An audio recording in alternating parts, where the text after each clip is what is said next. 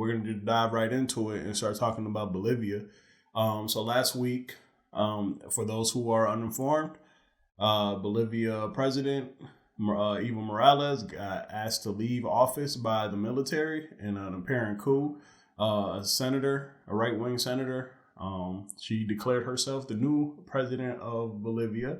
And right now, it's just funny because yet again, you see mainstream media hooking up with the military industrial complex, with so many other different parts of our government to cover up the fact that this is a coup. And they won't even call it a coup. They're calling it a protest and people standing up for democracy. But just recently, people have been getting killed in these protests by the military, by the police. It feels like there's state police trying to control what's going on in this country. And I mean, it's a nuanced situation. It's not black and white. There's a lot of gray area. This isn't us, or at least speaking for myself, this isn't me saying that Evo Morales is the greatest, decision maker. I think it was a mistake to go for a fourth term. That's kind of authoritarian. That was his, what is it? Inalienable rights. His that was personal right. Yeah, the Supreme Court in Bolivia said. Yeah, that was BS. But Morales is tricky because he started off with so many great things. He turned our economy around. Yeah, he did. He had 5% growth for over a decade. Mm-hmm. The poverty rate went from 59% to 35%, which is pretty insane. That is a huge drop. Yeah, and then they're basically like their version of Congress. Half of them were women, and majority of those were of indigenous people. Right. So he did a lot, and he changed a lot, but it kind of became more about him towards the end of this. Yeah, and I think that's what we see a lot of. Like, I think, and as someone who declares myself as a democratic socialist, I think that as far as democratic socialists and socialists are concerned, that there's always this idea that, the only reason why this government has been toppled is only because, capitalist, neoliberal governments are more in favor of a market-based approach versus a social economic approach. And while there is truth to that, but there's also situations like with Evo Morales where the big mistake you make is going for a fourth term. And I mean, that's authoritarian no matter how you look at it. I mean, for those who are on the left, just imagine Donald Trump gets a brand new constitution written, and it says things like, since technically I was serving my last term in the prior constitution, in this new constitution, I'm able to serve an additional however many terms. That's essentially what happened here, and with courts packed with his people, I mean, it's not very much a big surprise that they said that it's okay for him to run again, but that's not an inalienable right.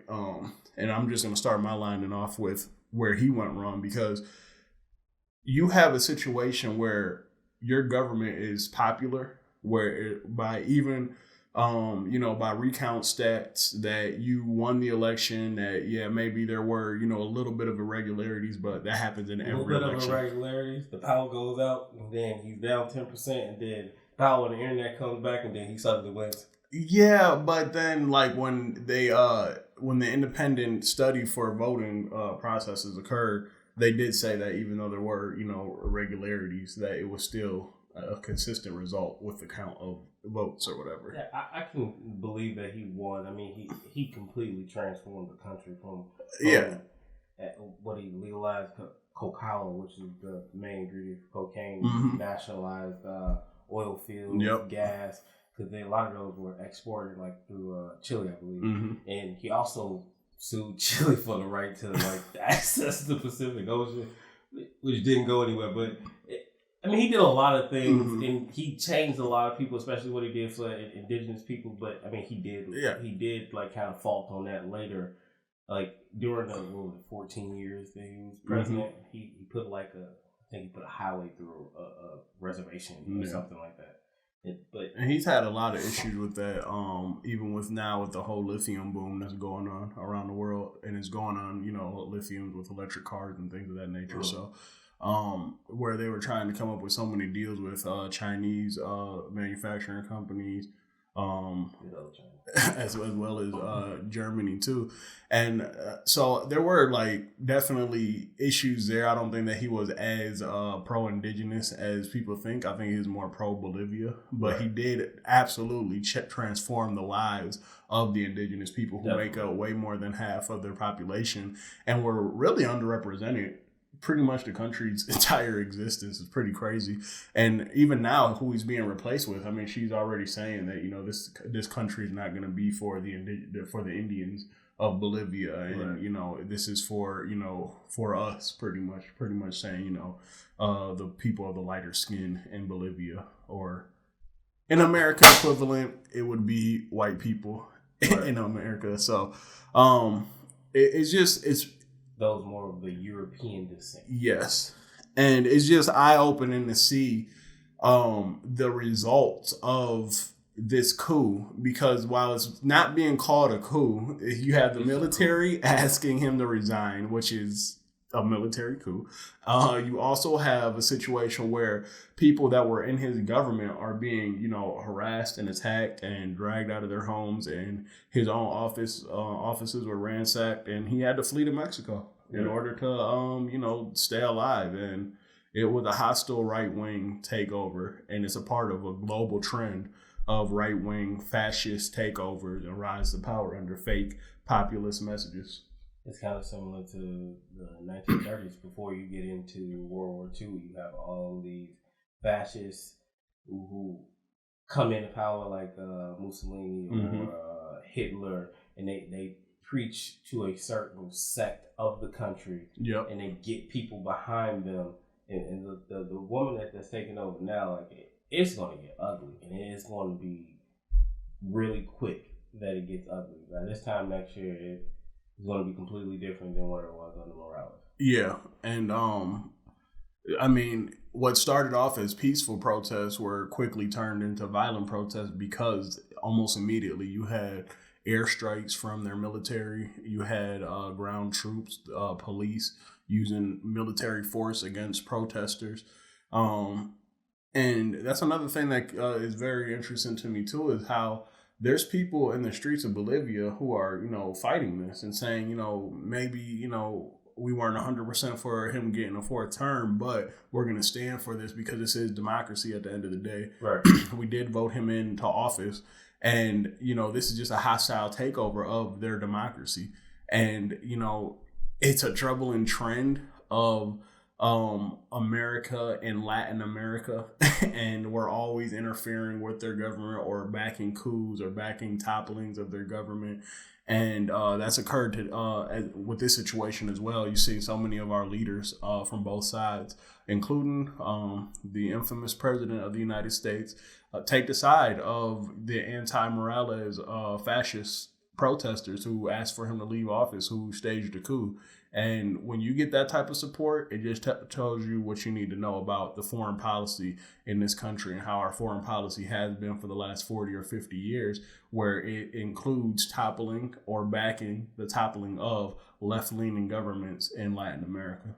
Well, it goes back further than that. And if you want to be technical with it, it goes all the way back like 200 years to the Monroe Doctrine, where they said basically they don't want European colonialism happening in the Americas. Like, this is our territory, this is us. And then you can see it within Panama. Like, Panama, they just got control of the canal in 2001. The canal is over 100 years old. Like, they just got that back. You can see it in Cuba with Fidel Castro. They tried to kill Fidel multiple times. They've tried to kill multiple Latin leaders. And they're always they're always trying to kill somebody. They're always trying to topple some government so that you can have American corporations come in and they get things at a next to nothing rate, and it increases their profit. But it wrecks the country in a way that it's a generational impact. And it takes forever for them to recover from that, if they even ever recover from it. Well, their recovery includes us being a part of the control of their government. Right. So, and to add on to your point about American companies coming in, is almost immediately after Morales resigned, I can't think of their name right now, the Elon Musk car company. Tesla. Their stocks skyrocketed.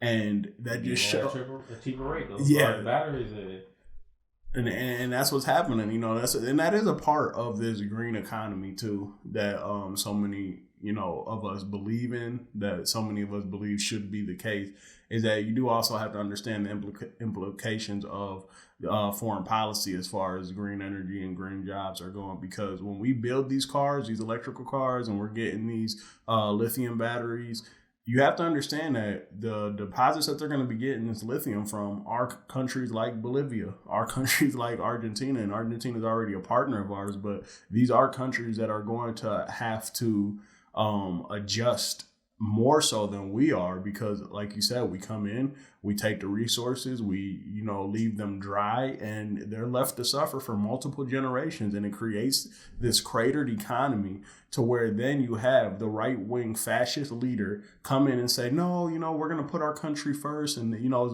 Bolivia first, and or America first, or, you know, Germany first, or something like that. And people start buying into that because they're so economically depraved and desperate. And when you get these violent leaders into power, then you create an even deeper problem that lasts for another few decades. So you create this perpetual cycle of, you know, boom and bust on a macro scale compared to what we go through ourselves. Yeah, it's a new trend of economic imperialism that America created. Because it wasn't a true imperialistic empire like Britain or France or even Spain. Right. We have territories, we've had territories, still do have them. But what we did was we would go in and we would literally destroy your economy and make you dependent on us. Yep. In retrospect, China did the same thing to us. Yes. Venezuela is getting that done to them by a lot of countries right now. Yeah, it's the same line of movement, but it's different tactics.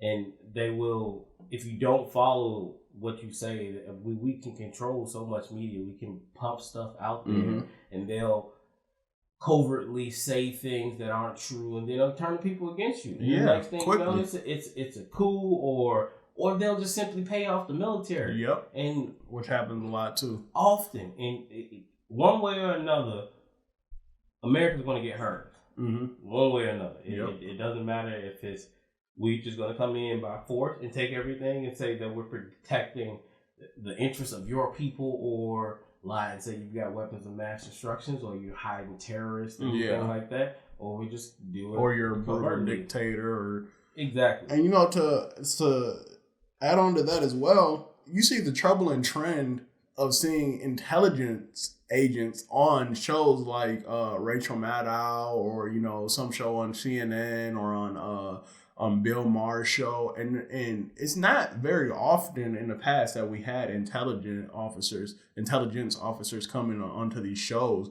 that are, you know, available to millions of eyes, and they come in and they speak on this foreign policy, and they do it in a way, like you said, I mean, for their country, but as our country as well too, because we used to protest things like this. We used to protest and stand up and say, no, like, this isn't okay that we're having coups that are backed by the U.S. government. This isn't okay that we're interfering yet again in another country.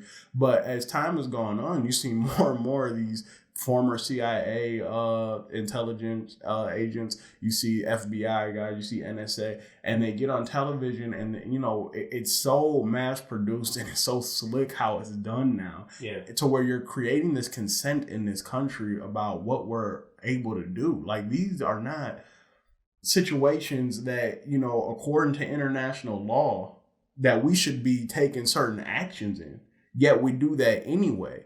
And what you have is these intelligence agents come onto these shows and create this consent by saying, oh, yeah, well, see, we had to do it because of this, or we had to do it because of that. And, I mean, it just happens more than we pay attention to. Yeah. U.S. invaded Panama in 1989-90 under the first Bush because 35,000 American lives were at risk. Of course. And they wanted to get rid of, I believe it was Noriega, but Bush was hesitant to do it under the Reagan administration because they were using Noriega as a go-between for the drug trafficking for was the Iran Contra when they were funding the Nicaraguan I don't know what they call it, that were the Sandinistas. But one of them, they were funding basically a revolution in itself, and they funneled drugs through the United States and through the sales of cocaine and cocaine related products. They funded these revolutionaries. Yep. And Bush wouldn't do it under Reagan because when he was head of the CIA, he met with Noriega and he was heavily involved in all this and very aware of it.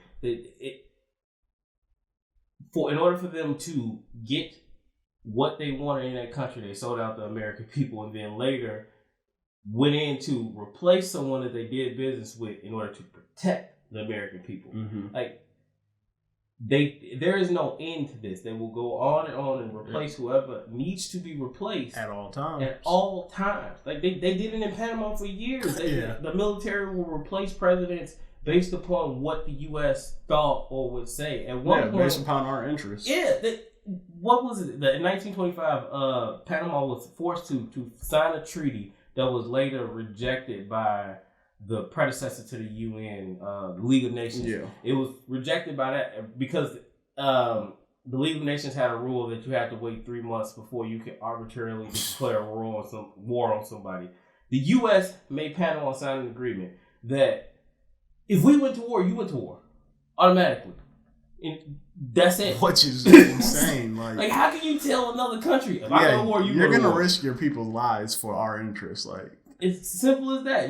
And they've been doing this forever. If you want to go back to the 1800s and the exiles in Mexican territory, like New Mexico, Arizona, Texas, California, that was all Mexico. Like, it's all about America's political and economic interest. That's it. That's all it boils down to. And anybody who is telling themselves that, well, technically this isn't how it's happening, like, dude, like, honestly, just kiss my ass. This is textbook example of American interference, or at least backing up of coups. This is textbook example of an imperialist society that we have that stretches across the globe, like with all of these major countries, with Canada, with the UK, with several countries in the EU. And what ends up happening is that you get this global media that comes together and protects the Raytheon and all these other military industrial interests and all these other oil company interests, and now the lithium boom that's happening. And they just come together and they create this narrative that tries to confuse and send people into so many different directions. And it's hard to create these consensuses now like we used to have. And it's just troubling to me that they have this much power. But, I mean, even Morales said, like, on camera, like, I was asked to resign, like, by the military.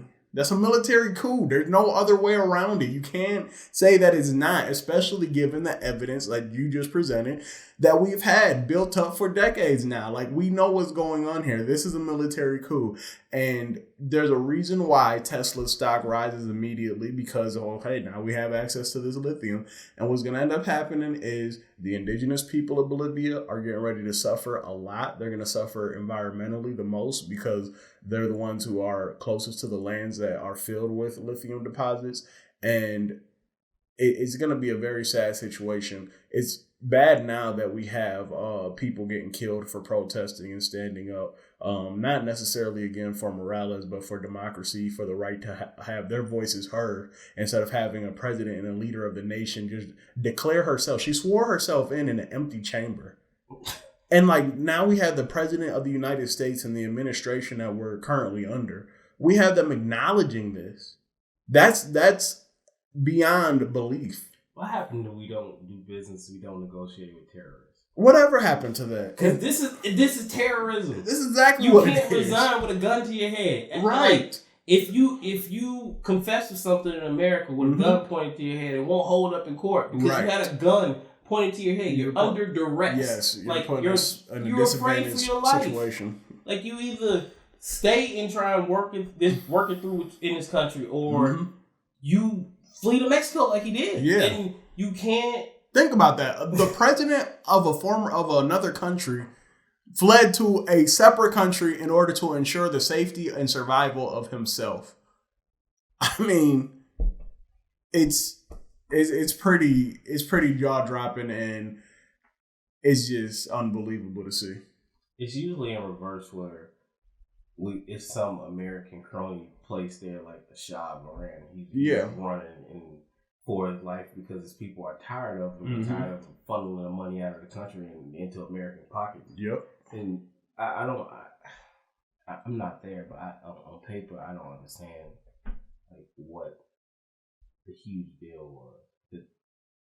Before morale, that country was in shambles. It was, and the indigenous people had next to no rights, and they were paid nothing for their work of pretty much building that country's economy that they did have and sustaining it, and living in an extremely impoverished way, and having so much disease and famine and all this other stuff run through their communities as they propped up, a different kind of Bolivian person who had lighter skin and looked down on the indigenous people. And it tells you everything you need to know when, he was the one who changed the indigenous way of life after so many centuries for this country.